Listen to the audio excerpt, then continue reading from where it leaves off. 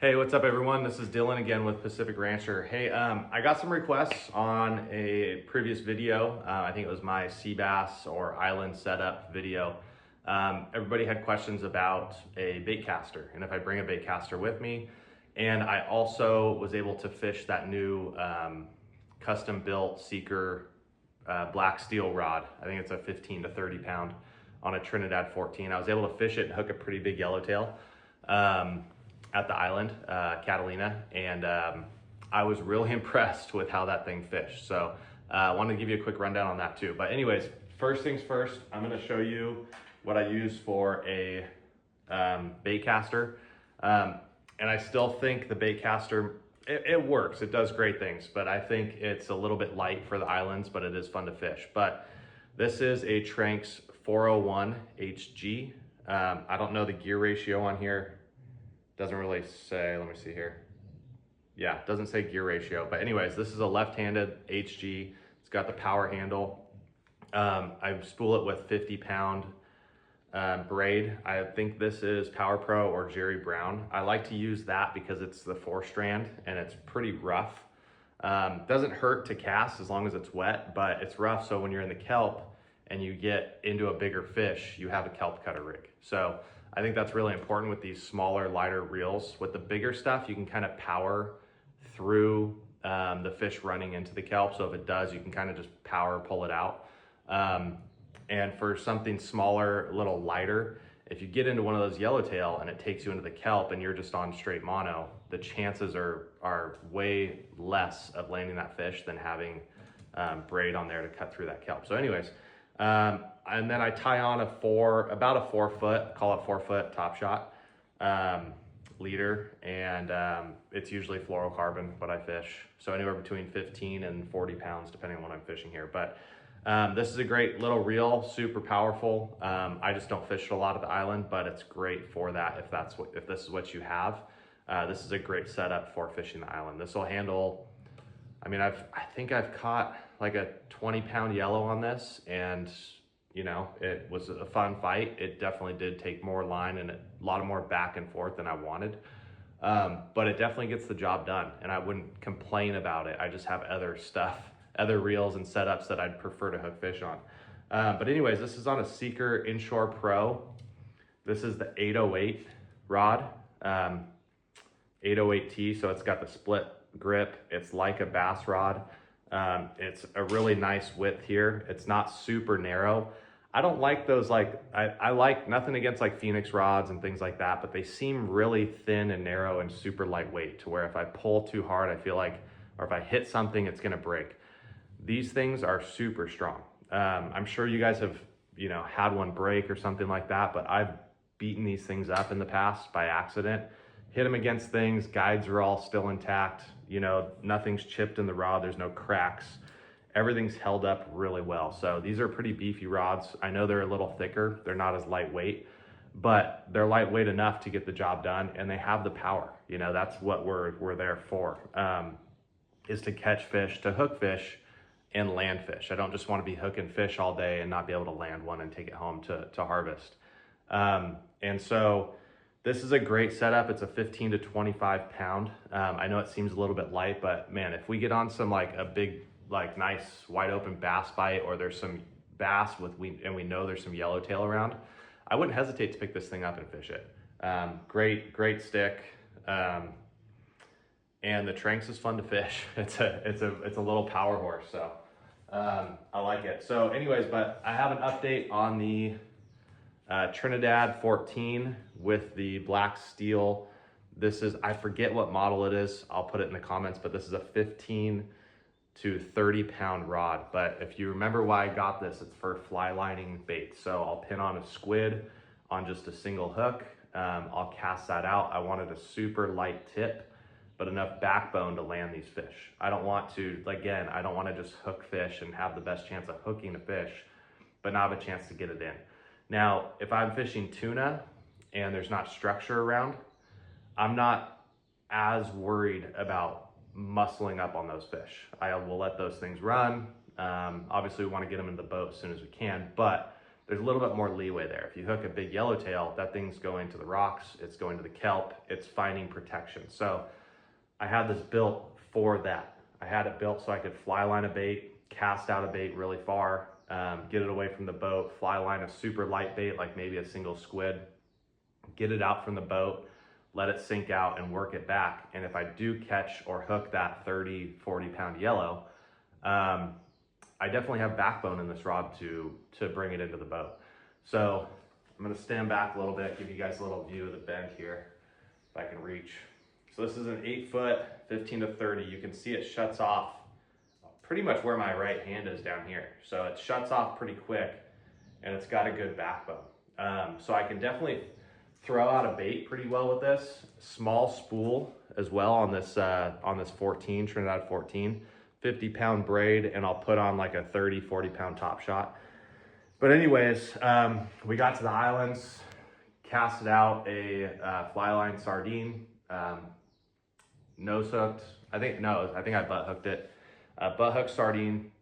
It was weird. We fished on a private boat, casted it into the wind, got it out there. It was swimming away, took a turn. Like my bait literally took a turn towards the bow of the boat, and I followed my bait up there. I've never had a bait just like swimming, taking off. It was a hot, like nice, good bait, taking off upwind, and it just took a turn. And I'm like, well, never had that happen. So I followed my bait up to the bow. As I got to the bow of the boat, I saw 2 birds come in and swoop on my bait. And the next thing you know, a big yellowtail rolled on my bait, took it. I'm bit. First thing I think about is my setup. I'm like, gosh, is this thing enough for this fish? It was at least a 25 pound fish. And I'll tell you the story on it in a sec, but it was definitely a good, respectable fish. And we caught more fish in the area later, and they were between 26 to 38 pounds, all yellowtail. So it was within that range for sure. So even like call it a 25.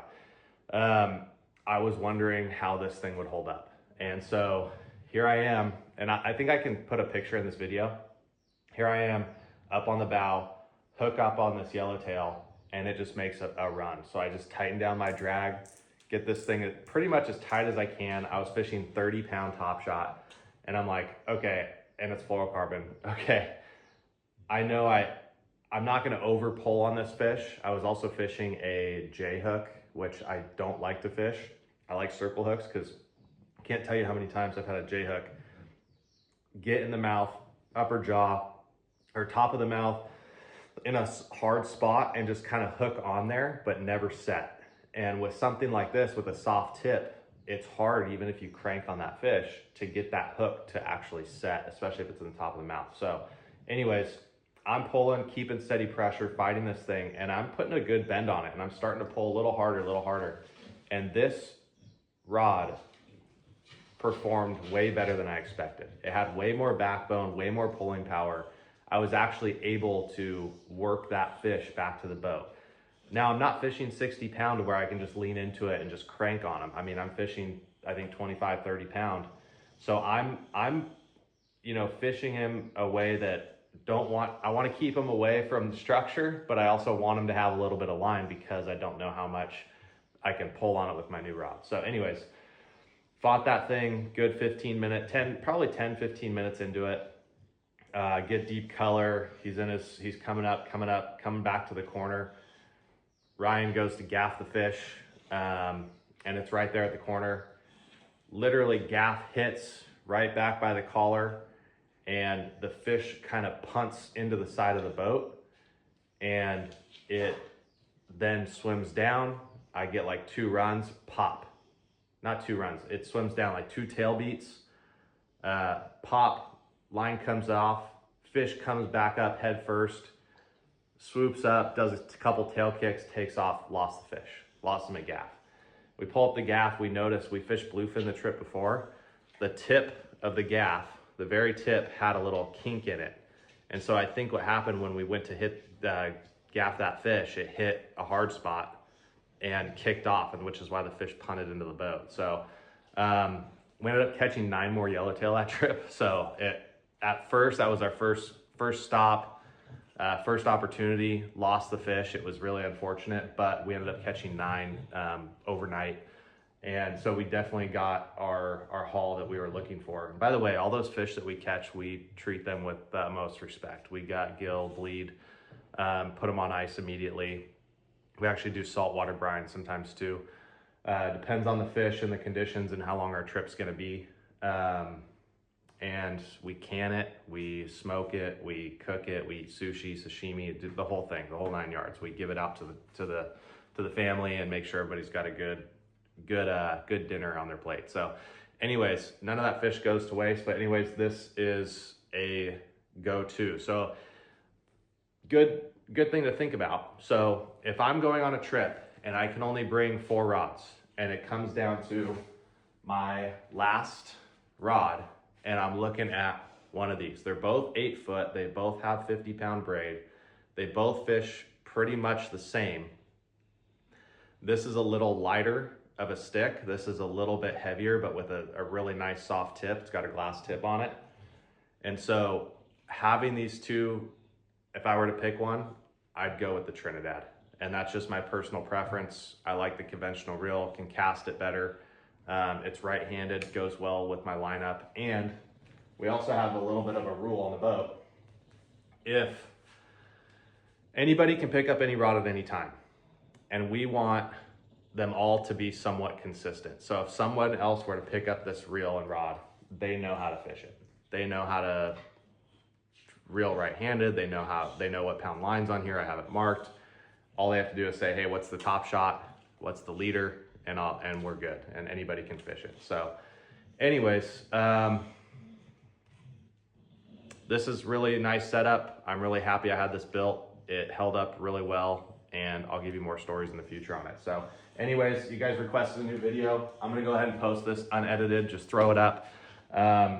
If you have any more questions on anything else or any more detail, and I'll try to make more of these videos as well. I know it's been like 7-8 months since I made my last one, but I've got tons of stuff. So anything you guys want to hear, this is my perspective. Everybody's got their own way to do things. I learn from other people. I learn from my mistakes. I make a lot of mistakes. I also have a lot of success in certain things, but that's because we've made the mistakes, and I've learned from other people's mistakes too. So take what you want from me and apply it towards what you're doing. If you have anything that you're doing that's better or different, or any ideas, please send them my way. Like I'm always open to trying new things. And let's say I try something new and we have it on video, I wouldn't mind posting it on here and showing you guys like, hey, I tried this and it worked. And here's how I feel about it. So anyways, again, Dylan with Pacific Rancher, and thanks for watching the video.